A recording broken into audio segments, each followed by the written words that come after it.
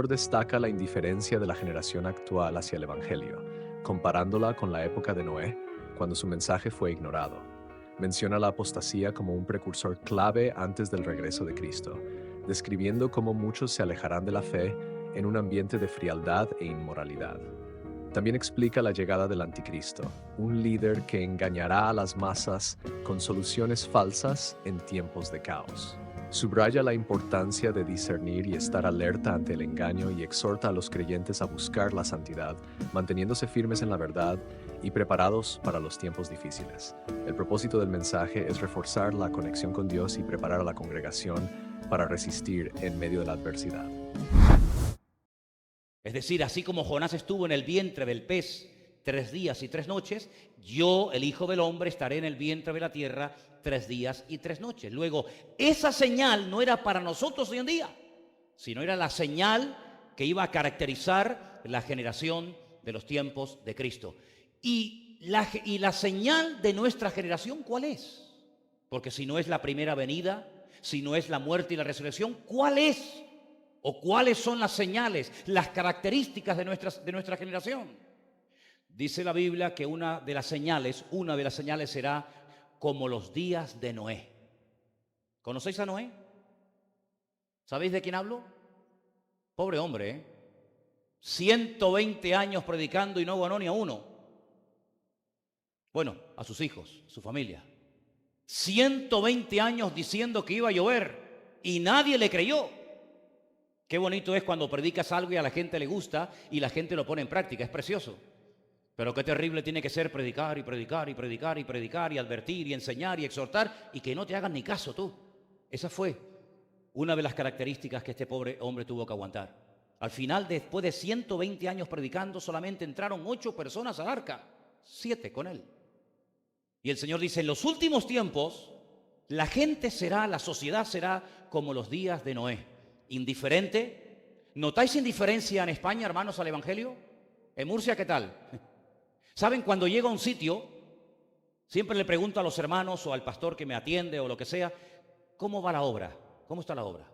Siempre hago la misma pregunta. Y la mayoría de las respuestas son generalmente siempre iguales. La gente pasa de todo, hay indiferencia, hay apatía, hay frialdad, hay dureza de corazón. Sí, puedes tomarte un café con ellos, un cortado, pero amigo, en cuanto tocas el tema del Evangelio, se ponen en guardia, ¿sí o no?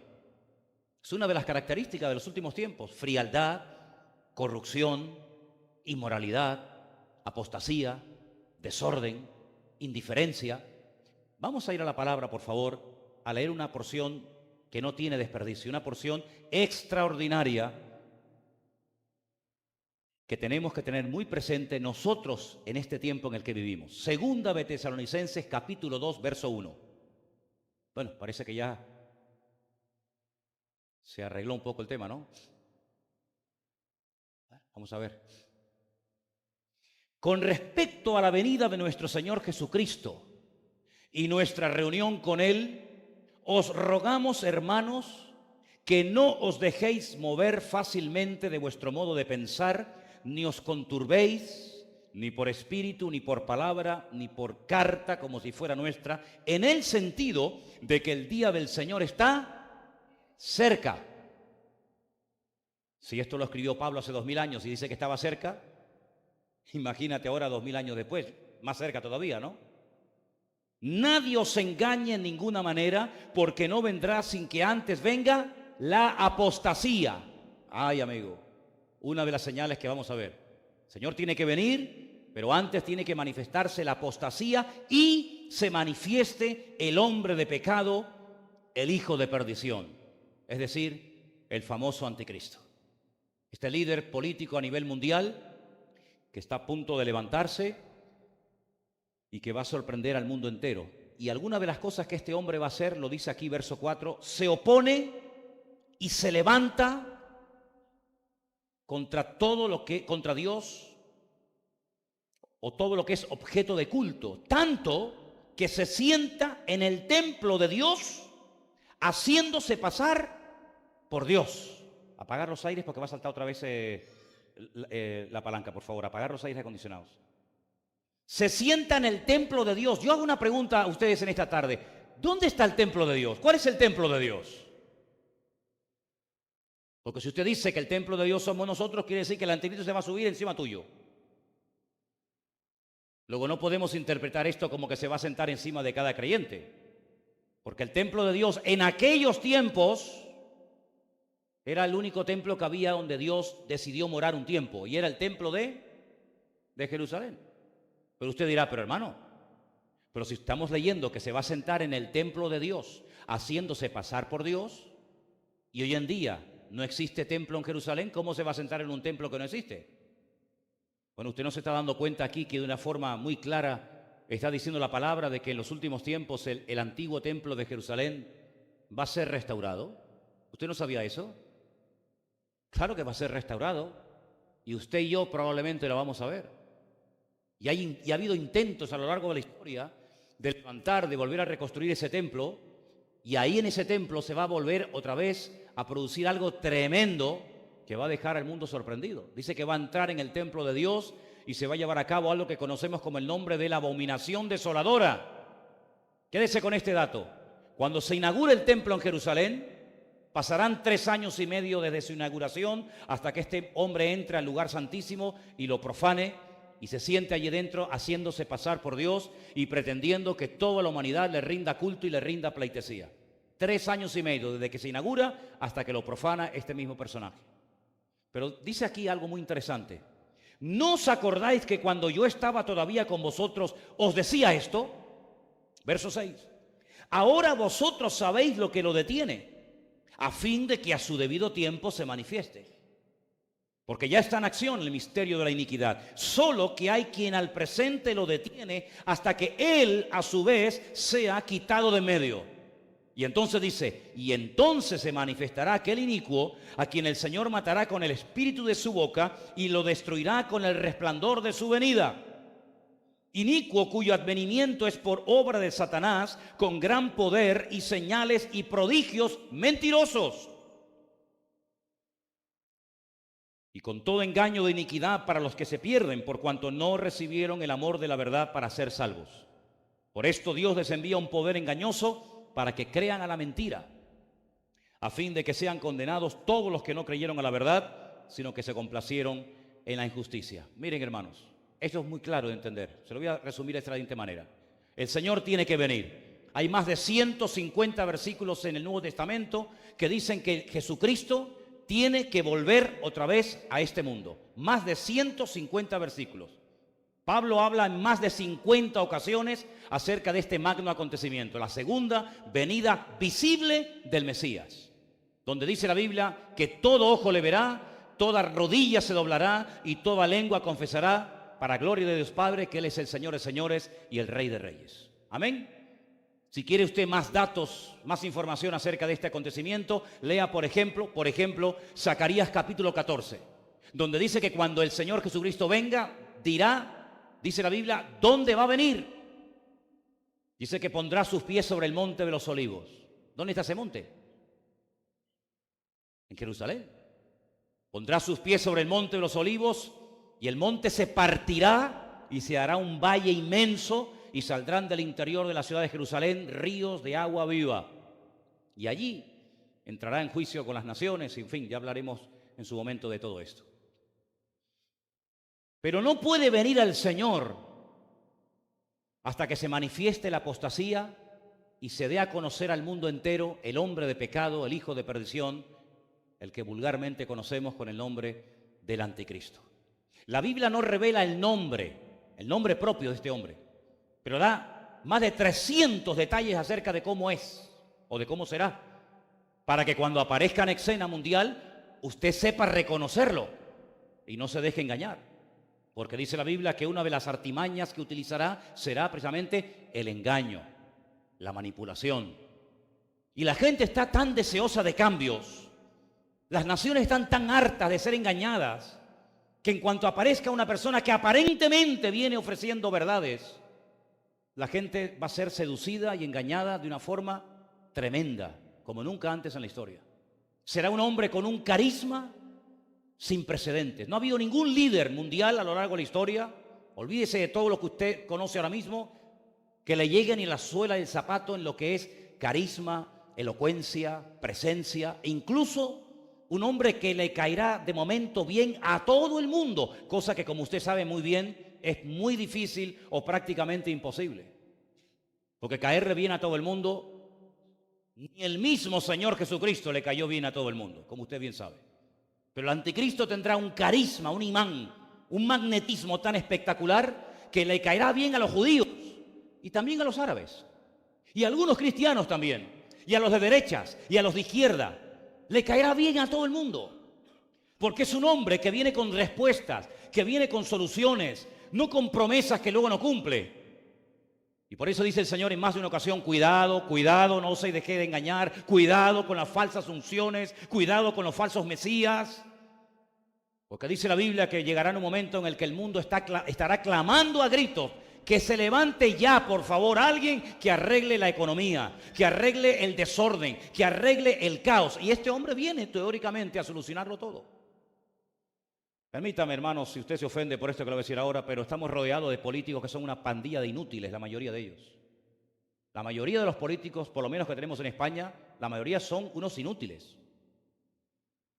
La mayoría de los políticos que hay hoy en día en el mundo son de muy bajo nivel, de muy bajo nivel. Personas que no les cuesta nada prometer y hablar y tratar de levantar una falsa expectativa, pero que a la hora de la verdad el resultado, el fruto que dejan es muy malo o prácticamente ninguno. Sin embargo, este hombre dice que tendrá poder, tendrá autoridad, Satanás lo va a ungir, Satanás lo va a respaldar, el infierno lo va a apoyar de tal manera que, repito, le caerá bien a mucha gente. Y vendrá en un tiempo, dice la Biblia, lo hemos leído, de gran apostasía. ¿Eso qué es? ¿Qué es la apostasía? Bueno, la Biblia nos enseña que la apostasía es, en primer lugar, se produce en un ambiente de caos, de desorden, de disturbios, de violencia, de agresividad, pero dice también de enfriamiento. ¿Han leído esa palabra ustedes en la Biblia? Y por haberse multiplicado la maldad, el amor de muchos se enfriará. Por ejemplo, la iglesia de la Odisea, que es la última que se menciona en la lista de 7, dice que es una iglesia rica, una iglesia pudiente, pero una iglesia que tiene una característica que se le vuelve en su contra, y es la tibieza. El Señor Jesucristo dice, no sois ni fríos, no sois ni tibios. Permítame, ¿conocen hermanos así? ¿Conocen creyentes así? ¿Conocen ministerios así? ¿Conocen denominaciones así? Cantidad, hermanos. Vivimos en unos tiempos de una apatía, de una indiferencia. Y el anticristo se levanta precisamente en ese caldo de cultivo, en ese ambiente de frialdad, de indiferencia, de pasotismo. Y viene apoyado y viene avalado y viene, digamos, apuntalado por otro personaje del cual habla mucho, mucho la Biblia. Y es el que la Biblia llama el falso profeta. Profeta pero falso. Porque usted sabe que en la Biblia hay verdaderos profetas, pero también hay muchos falsos profetas. ¿Y cuántos falsos profetas se han metido en muchas congregaciones y empiezan a endulzar los oídos de la gente y empiezan a profetizarle a la gente lo que en el fondo la gente quiere oír? Y serás importante y tendrás no sé qué y tendrás un ministerio maravilloso y viajarás por aquí y serás reconocido y tu iglesia no sé qué. ¿Cuántos falsos profetas han hecho desastres en las congregaciones, verdad? Sin santidad, sin poner tu vida en orden, sin buscar de Dios, sin oración. Te ofrecen todo a cambio de nada. ¿Qué te parece? Venga, vamos a recibir unción, vamos a llenarnos del Señor, vamos a gozarnos en el Señor. No importa si vives en desorden, no importa si vives en pecado, no importa si no te hablas con el hermano que está sentado a tu lado, no importa si has humillado a tu mujer hace media hora antes de venir a la iglesia, no importa si no eres una persona espiritual, no importa, el Señor te ama y te quiere bendecir y todo a cambio de nada. Ese es el mensaje que cae bien en las congregaciones. Ese es el mensaje de muchos que se llaman profetas, que vienen a las iglesias y te dan todo, ¿verdad? Vengan, hermanos, vengan adelante, vamos a orar. Ahora levanten la mano y voy a orar, a soplar o le doy con la chaqueta. Alguna vez se me han preguntado, hermano, ¿por qué hay pastores que cuando oran y le tiran la chaqueta a la gente se cae? Y le digo, porque dentro de la chaqueta tienen una llave inglesa. Y claro, te mete un chaquetazo de esos y caes como una pelota al suelo, ¿no? Es una broma, ¿no? Pero ¿saben una cosa, queridos hermanos? Vivimos en unos tiempos muy peligrosos, muy, muy peligrosos. ¿Saben cuánta gente está dispuesta a pagar con tal de que su hijo sea sanado, con tal de que su marido vuelva otra vez con ella, con tal de que su matrimonio sea restaurado? ¿Saben cómo se han levantado los santeros, los brujos, los centros esotéricos? Esta gente que cuando le llamas por teléfono lo primero que te preguntan, porque saben mucho, tienen un discernimiento espiritual tremendo, no saben ni cómo te llamas. Lo primero que te pregunta es, ¿cómo te llamas? Tú sabrás. ¿Estás casado o soltero? Míralo ahí. Míralo ahí. Ya empezamos mal, no sabe ni cómo me llamo y me quiere arreglar la vida. Es increíble, ¿no? Pues dice la Biblia que vendrá la apostasía. El amor de muchos hermanos se enfriará. ¿Saben que la mayoría de las sectas, como por ejemplo Testigos de Jehová, Mormones y otras, ¿saben que fueron fundadas por ex pastores evangélicos? ¿Sabían ustedes esos? Es tremendo, ¿eh? Es tremendo, ¿eh? Gente que fueron pastores, siervos de Dios, pero que pasó algo en su vida, que decidieron irse por libre. Eso aquí en España no se ve, ¿verdad? En España todo el mundo se sujeta, todo el mundo obedece, no hay ningún problema. ¿Cuántas personas se han levantado, se han enfadado con la iglesia, con el pastor, con la mujer del pastor, con el líder de jóvenes o con quien fuera? Y a los 2 días, a la semana, te enteras de que ha abierto una iglesia y ahora es pastor. Y tú dices, ¿pero cómo puede ser esto? Pues si el otro día estaba en la iglesia y ahora es pastor, porque tenía un garaje, sacó los coches y la moto que tenía dentro, compró 20 sillas, se compró una chaqueta y una corbata y puso un cartel fuera, iglesia evangélica, y ahora es el pastor fulano de tal. Y no ha leído ni la Biblia completa en su vida. Pues esto lo vamos a ver. Ahora estaba yo en Guadalajara y cuando iba a entrar a la iglesia, veo que, hermanos, pero así como les digo, la iglesia estaba aquí y a 20 metros enfrente veo otra iglesia y le digo a la esposa del pastor, hermana, pero la iglesia no es allí. Dice, no, la iglesia nuestra es esta. Digo, pero es que allá hay otra. Dice, no, y allá hay otra. Y allá hay otra. Y es un barrio chiquitín que hay 5 iglesias. Esta salió de esta, pero después se enfadaron, se dividieron y salió esta. Y esta se dividió y salió de esta. Así que eran todos de esta, pero ahora son 5, pero eran todos de la misma. Aquí se quedó el primo y la prima, y aquí el padre, pero la madre no, y la madre se fue como el ejército de Pancho Villa, hermanos. Igual que el ejército de Pancho Villa. Y el anticristo, el diablo, le gusta todo eso, la división, la discordia, la pelea, la iglesia a la carta, el evangelio a la carta. A mí me gusta porque predica esto, pero en cuanto apriete un poco las tuercas me voy a la otra, que allí es más suave y allá hay más amor. Y en este ambiente típico nuestro es donde se va a levantar toda esta basura y este personaje llamado el anticristo. Donde muchas personas, viendo todo este escándalo y estas divisiones y estos malos testimonios, dicen, me quedo en mi casa y no quiero saber ya nada de nadie. ¿Y cuántas veces ha pasado eso, hermanos? ¿Cuántas veces por escándalos, por malos ejemplos y por malos testimonios, en vez de evangelizar, lo que han hecho es que han vacunado a una ciudad entera en contra del evangelio del Señor Jesucristo? Y hay que ser hoy en día pero que muy maduro, hermanos, para seguir confiando y mirando solamente al Señor, no al hombre. Porque en los últimos tiempos habrá escándalos y habrá malos testimonios y habrá malos ejemplos, y la mayoría de ellos dentro de las congregaciones. Por eso yo les animo a todos y a cada uno de ustedes a que oremos y busquemos la santidad y busquemos en Dios, en su palabra. Porque en los últimos tiempos vamos a oír cosas súper extrañas. No me hace mucha gracia anunciar lo que voy a decir ahora, pero para que veáis lo que os estoy diciendo. ¿Saben las iglesias que más están creciendo hoy en día en los Estados Unidos? Iglesias evangélicas nudistas. Y dice, bueno, ¿y cómo se puede basar una iglesia en ir todos desnudos al culto? Y no es por el calor, sino porque en la puerta de la iglesia tienen un versículo que dice, despojados del viejo hombre.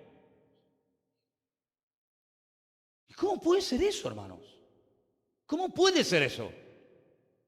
Por eso los que antiguamente, que oraban poco y conocían poco de la Biblia y escapaban, ya se acabó ese tiempo, hermano. Ha llegado el tiempo en el que hay que doblar la guardia y buscar más de Dios y conocer mucho de la palabra para que no nos dejemos desanimar, porque una de las características que el diablo va a tratar de meter en las iglesias en los últimos tiempos va a ser el desánimo. El tirar la toalla, el ya no aguanto más, el ya no peleo más, el ya no busco más de Dios. Y yo les digo que lo que nosotros necesitamos más que nunca es doblar la guardia, orar, esforzarnos, pelear la buena batalla, porque el Señor quiere avivar a su pueblo. ¿Cuántos dicen amén? Así que, hermano, yo le animo a que se meta con Dios en su palabra y a que busque de Dios.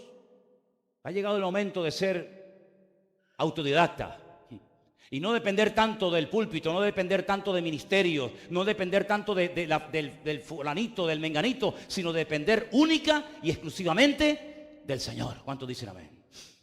Y una de las cosas que va a entrar en crisis en los últimos tiempos es la santidad. La santidad. ¿Qué es la santidad? Vivir en orden. Eso es la santidad. No es tener cara de santurrón y hablar bajito. Y cuando uno va a orar, Padre Celestial, te pedimos que tú... No es nada de eso místico.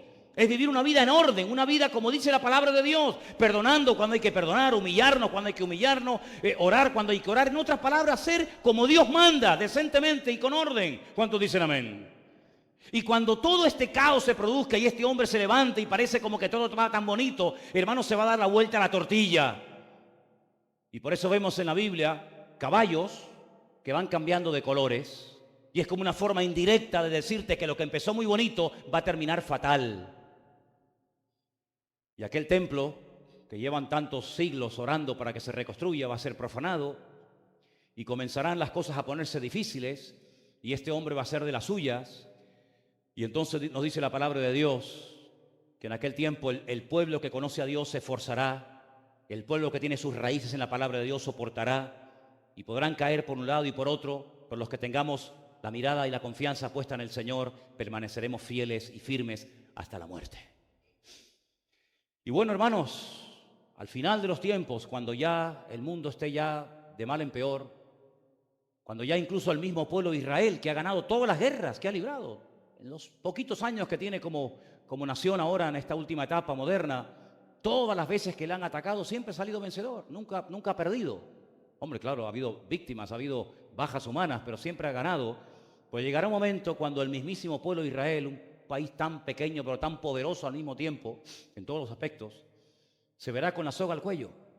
Y aquellos que le han tratado de favorecer y de ayudar y de apoyarlo dejarán más solos que la una. Y se llevará a cabo una tremenda batalla en un valle hermoso, se llama el Valle de Jezreel o el Valle de Megido. Y allí millones y millones de seres humanos pelearán los unos contra los otros. En aquel valle donde Napoleón dijo, cuando llegó, desembarcó en Jafo, y llegó a aquel valle, dijo, este es el valle perfecto para librar a cabo una gran batalla. En ese valle se llevará una batalla sin precedentes. Israel será atacada por tierra, por mar, por aire. Árabes, europeos, de todas las naciones de la tierra, irán y pelearán en ese valle. La sangre dice que llegará hasta la altura de los frenos de los caballos. Cuando la guerra se termine estarán más de 7 años quemando armamento, 7 meses enterrando muertos, una masacre sin precedentes. Y será en aquel momento cuando el pueblo de Israel se vea con la soga al cuello, cuando dice la Biblia que mirarán al que traspasaron y lo verán venir en la nube. Y el Señor Jesucristo pondrá sus pies sobre el monte de los olivos y reinará sobre la casa de Jacob para siempre y su reino no tendrá fin. ¿Cuántos dicen amén? Así que vamos a entrar en unos tiempos muy complicados, vamos a entrar en unos tiempos donde aparentemente como que no está pasando nada, pero hermano, este mundo es un polvorín que en cualquier momento explota y sale todo por los aires. Y por eso una de las cosas que yo quiero pedirles a todos y a cada uno de ustedes en esta tarde es que, hermanos, vivan una vida cristiana consecuente. No vivan desde la teoría, no vivan vidas light.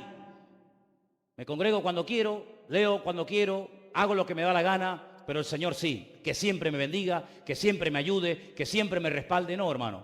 Ha llegado el momento de verdad de vivir vidas santificadas, vidas comprometidas, vidas donde vamos en serio con el Señor, peleando no cualquier batalla, no metiéndonos en historias y después pidiendo, Señor, socorro, ayúdame, que me he metido en otro lío, sino peleando la buena batalla, como dice la Biblia. Y consultando, por favor, consultando, no informando, que no es lo mismo, aparentemente, pero no es lo mismo, ¿eh? No es lo mismo que un hijo te llegue y diga, papá, que mañana me voy de casa. No es lo mismo que te diga un hermano, ora por mí que mañana voy a hacer un negocio. No es lo mismo informar que consultar. En el fondo, ¿qué es lo que queremos hacer, hermanos? ¿Nuestra voluntad o la voluntad del Señor? Nuestra voluntad puede estar equivocada, ¿sí o no? Pero Romanos 12:1 dice, presentad vuestros cuerpos en sacrificio vivo. Bueno, previamente dice, no os conforméis, no seáis conformistas, no os conforméis a este siglo, sino renovaos por medio de la renovación de vuestro entendimiento para que podáis comprobar la buena voluntad de Dios, que es santa, agradable y perfecta. Por eso es muy bueno consultar a Dios. Señor, ¿qué opinas tú de esto? Señor, ¿compro o vendo? ¿Me voy o me quedo? ¿Me levanto o me siento? ¿Hablo o me callo? Consultar con Dios. No te fíes, no te apoyes en tu propia prudencia. Fíate del Señor de todo tu corazón. Encomienda al Señor tu camino, confía en Él y hará. ¿Qué te voy a decir yo que no sepas? Pero consultar con el Señor. No tener fe en la fe, porque hay creyentes que tienen mucha fe, pero en su fe. ¿Me entendéis? Tengo una fe tan grande que creen que la fe es la llave maestra, que le abre todo a vida y por haber, y que Dios está a tu entera disposición 24 horas al día, como el cajero de la Caixa. Que llegas a las 3 de la mañana y sacas dinero, o a las 2, o a las 10. No. Somos nosotros los que tenemos que estar a la entera disposición y el servicio del Señor 24 horas al día, ¿sí o no? Por supuesto, hermano, por supuesto. Y si el Señor cierra una puerta, no te enfades. Si no se dio aquello que tanto anhelabas tener, no pasa nada. Sabe Dios, el Señor, cerrándote aquella puerta, de menudo lío te libró. ¿Cuántos dicen amén? ¿No dice Eclesiastés que mejor el fin del negocio que el principio del mismo? Algunos se alegran cuando empiezan el negocio, otros se alegran cuando, por fin me quité este rollo de encima. Pues la Biblia dice, mejor el final del negocio que el principio del negocio. Si oras al Señor, espera en el Señor, no te precipites, no te adelantes, deja que el Señor te abra puertas. No las abras tú con tu sabiduría humana, con tu experiencia, con tu no sé qué, sino espera en el Señor. Y si no se abre la puerta, no pasa nada. El Señor tiene algo mejor. ¿Cuántos dicen amén? El Señor siempre tiene lo mejor para nuestra vida. Él sabe lo que te conviene y lo que no te conviene. Lo que ahora crees que puede ser lo mejor de tu vida, mañana ándate con ojo que puede ser lo peor de tu vida. Como alguien dijo, y hermano, no me refiero a vosotros, creedme. El matrimonio puede ser la clave o el clavo. Yo confío que sea la clave. Confío que sea la clave y no el clavo. El mismo Señor Jesucristo dice que por lo que padeció, aprendió obediencia. Lo dice el libro de Hebreos, ¿lo habéis leído? Aunque era hijo, por lo que padeció, aprendió obediencia. Es decir, que el ser hijo de Dios no significa que podía hacer, con todo respeto, lo que le daba la gana. Sino él llegó a decir, lo que yo hago, lo que yo digo es lo que mi padre me dice que haga y que diga. Y había momentos cuando permanecía con la boca cerrada, no porque no tuviera cosas que decir, cuidado, sino porque no era el momento de hablar, porque el padre no le decía que hiciera nada o que no hablara. Por lo tanto, nosotros tenemos que aprender a esperar en Dios. Y si hay un momento en tu vida en el que te encuentras en estos tiempos difíciles en los que estamos viviendo en una batalla, porque parece, no sé por qué, como que siempre tenemos que estar haciendo algo. Somos incapaces de estar tranquilos sin hacer nada. Algunos se ponen muy nerviosos cuando no hacen nada.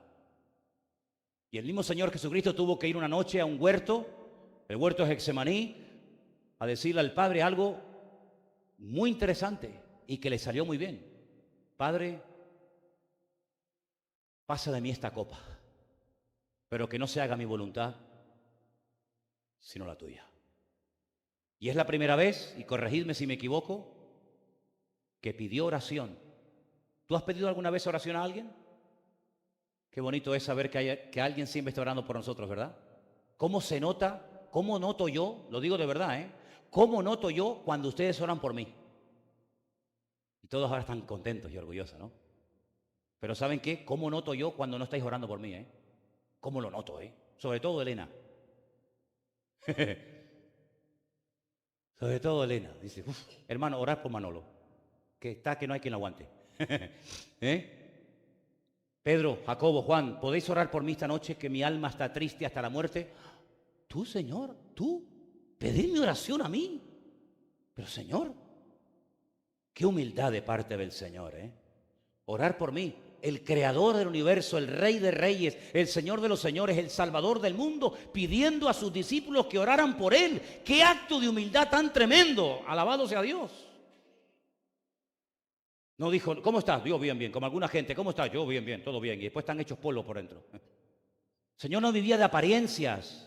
No hay que vivir de apariencias. Si hay que pedir oración, pide oración, hermano. Y cuando hay que dar testimonio, dé testimonio, no pasa nada.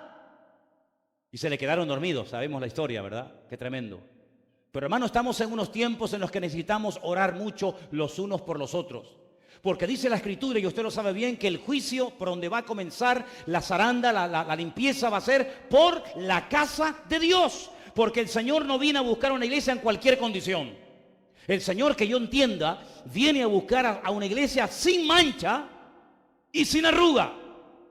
Y con todo respeto lo digo, y es mi opinión personal, yo creo que todavía en la iglesia del Señor todavía hay muchas arrugas y muchas manchas.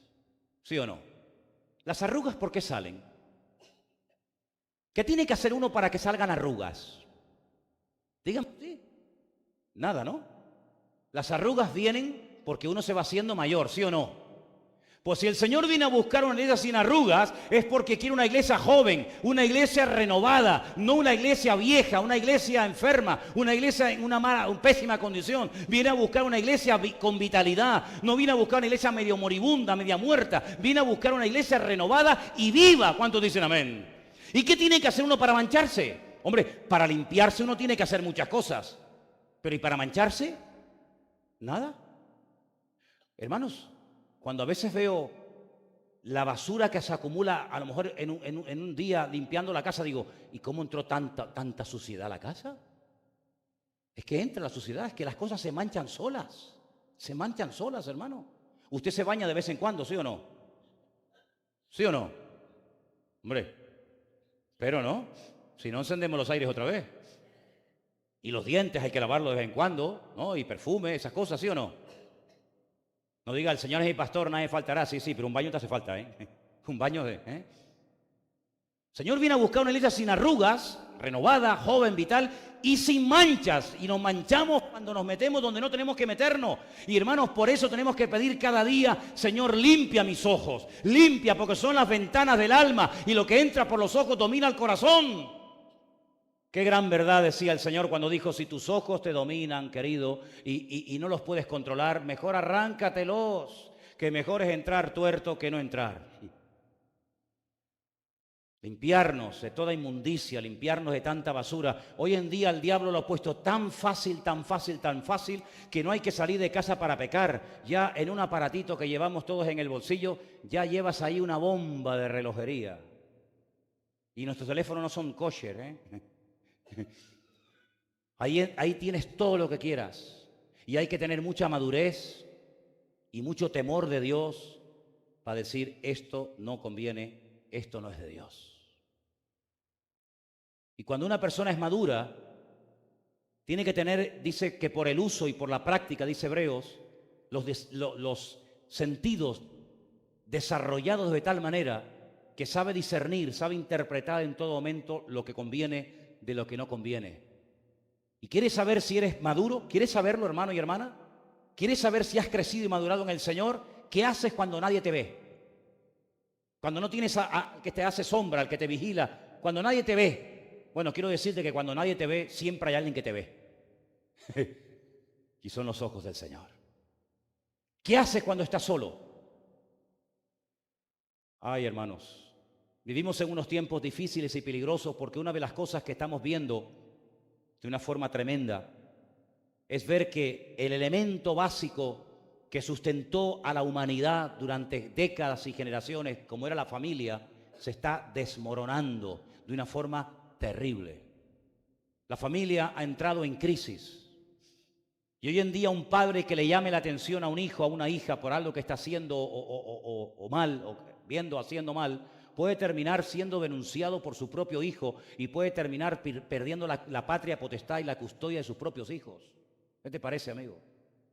El mundo al revés. El mundo al revés. Donde antes llovía, ahora hay sequía. Donde antes no llovía, ahora hay inundaciones. Donde antes nevaba, ahora hay calor. Donde antes había calor, ahora nieva. Antes mandaban los padres y tenían autoridad sobre los hijos, ahora son los hijos los que dicen a papá, papá, cállate que tú no sabes nada. ¿O no te ha pasado eso? Antiguamente se decía, cuando los mayores hablan, los niños se callan. Ay, amigo, no se te ocurra decir eso, ¿eh? Porque hoy en día es al revés. Mamá, que tú no sabes nada, que tú no sabes nada. Y el padre tiene que callarse hasta que el mocoso termine de hablar y termine de opinar. Sin embargo, en la Biblia nuestra dice que los que tienen que honrar son los hijos a los padres y no los padres a los hijos. Eso dice la Biblia. Pero vivimos en tiempos donde los principios se han perdido. Cuando miras a una persona, lo tienes que mirar muy bien de arriba abajo porque no sabes con quién estás hablando. Si lo tratas de él o de ella o no sé de qué. El otro día yo hablaba con una persona y lo estaba tratando como una mujer. Y después resulta que le miré así las manos y digo, ahí va. Este me da un guantazo y me parte a la mitad. Y era un hombre, tú. Pero cualquiera dice algo acerca de eso. Cualquiera dice algo. Ahora yo iba en el barco a la península y durante la noche hacían espectáculos en un barco donde uno va a lo que va, de drag queen, de homosexuales, de lesbianas allí delante de los niños, delante de todo el mundo como si nada.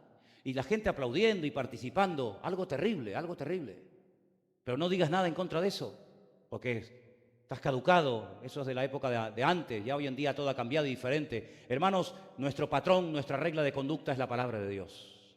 Y Dios ama a todo el mundo, claro que sí, faltaría más. Ama a los asesinos, ama a los violadores, ama a todo el mundo. Pero lo que no ama a Dios de nadie es su desorden y su pecado. Y por eso tuvo que venir el Señor Jesucristo a este mundo, para restaurarnos, para ayudarnos, para bendecirnos. Y el cambio empieza cuando tú reconoces que necesitas cambiar. Porque el único que nos puede cambiar, dicho sea de paso, es nuestro Señor Jesucristo. Quiero terminar diciendo algo. El Señor Jesucristo dijo antes de marcharse de este mundo algo muy importante. Dice, mi paz os dejo, mi paz os doy, no como el mundo la da.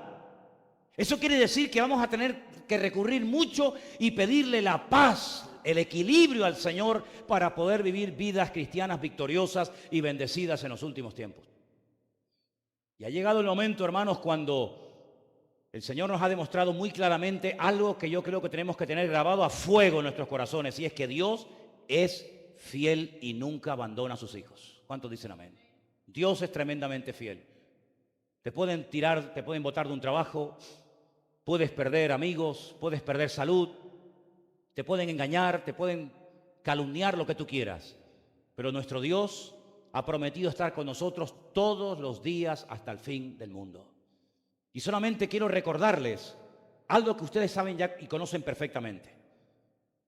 El pueblo de Dios estaba acampado en un momento determinado en el desierto. Era un tiempo muy complicado.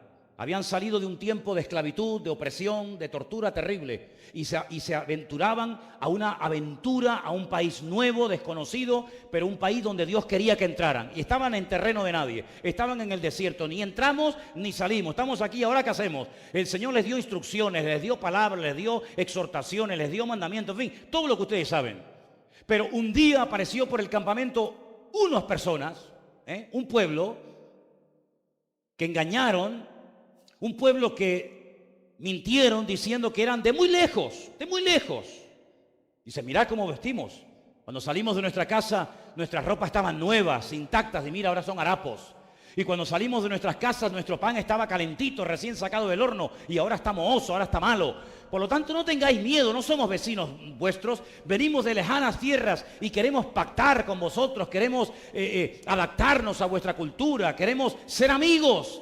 Y Josué, que no era un tonto, que era un hombre que había estado 40 años aprendiendo nada más y nada menos que de Moisés, el gran varón de Dios, dice que pactó con ellos y le dijo, bueno, pues si son de lejos y no son enemigos y no vienen con malas intenciones, pues venga, vamos a llevarnos bien. La Biblia dice que todo tenemos que ponerlo delante de la presencia del Señor, esperar una respuesta de parte de Dios, consultar con el Señor, etcétera, etcétera. Por no consultar con el Señor, metieron la pata. Pactaron con el enemigo. Al día siguiente se enteraron de que de lejanas tierras nada, vivían al lado de ellos.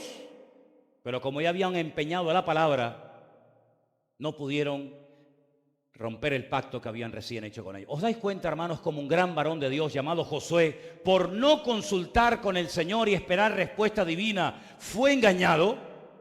¿No te das cuenta que en los últimos tiempos nosotros también, si no ponemos nuestra confianza y nuestra mirada única y exclusivamente en el Señor, en su palabra, también podemos ser engañados?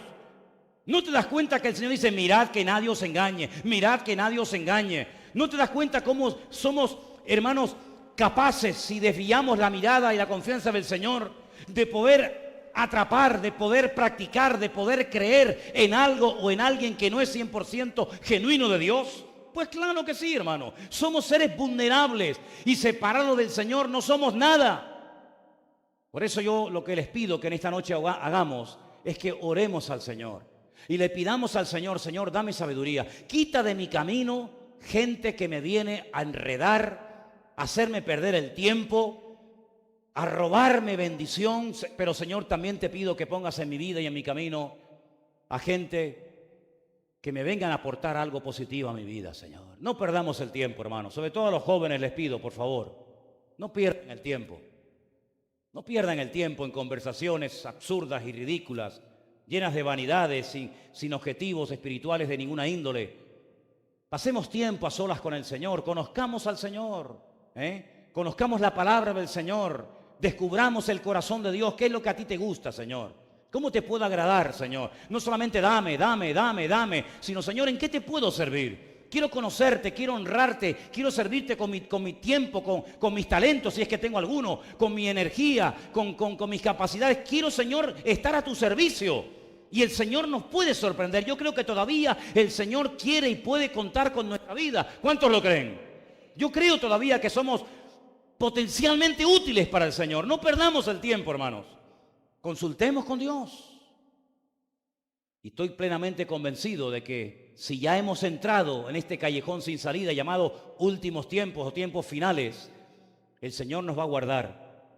El Señor nos va a proteger, dice, porque aunque tenemos poca fuerza, si nos mantenemos fieles al Señor, Él y solamente Él nos guardará de la hora de prueba que ha de venir sobre todas las naciones de la tierra. ¿Cuántos dicen amén? Cierra tus ojos ahí donde estás, hermano, por favor. Vamos a orar. Pidámosle al Señor sabiduría. Pidámosle al Señor que abra nuestros ojos, que hoy se ha cantado esa canción, abre mis ojos, Señor, para que no seamos víctimas de falsas enseñanzas, de falsas doctrinas, de historias extrañas y raras que aparentemente suenan muy bonitas, pero que su fin son muerte. Que verdaderamente, hermanos, a estas alturas de nuestra vida, que ya han pasado ya unos cuantos años, podamos tener las cosas claras y sobre todas las cosas saber quién es nuestro Dios. Conozcamos más de nuestro Dios, sirvámosle mejor y pidámosle juntos al Señor en esta noche que Él nos guarde y nos ayude y nos bendiga en esta noche y en esta semana y a lo largo de nuestra vida. Bendito sea tu nombre, Dios Todopoderoso, Dios del cielo y de la tierra. Invocamos tu nombre en esta noche y pedimos, Señor, que nuestra vida sea una vida útil, que el propósito por el cual tú nos creaste, Señor, se cumpla 100% en nuestra vida. Quita de nosotros lo que no te agrade, Señor. Abre nuestros ojos para que podamos, Dios mío, estar atentos, velando, orando, sabiendo en todo momento, Señor, que las profecías se están cumpliendo de una forma tremenda, que tú te acercas, que tú vienes pronto a buscar a tu pueblo sin mancha y sin arruga. Quita de nuestra mente malos pensamientos. Quita de nuestro corazón las malas inclinaciones, porque perverso y maligno es el corazón.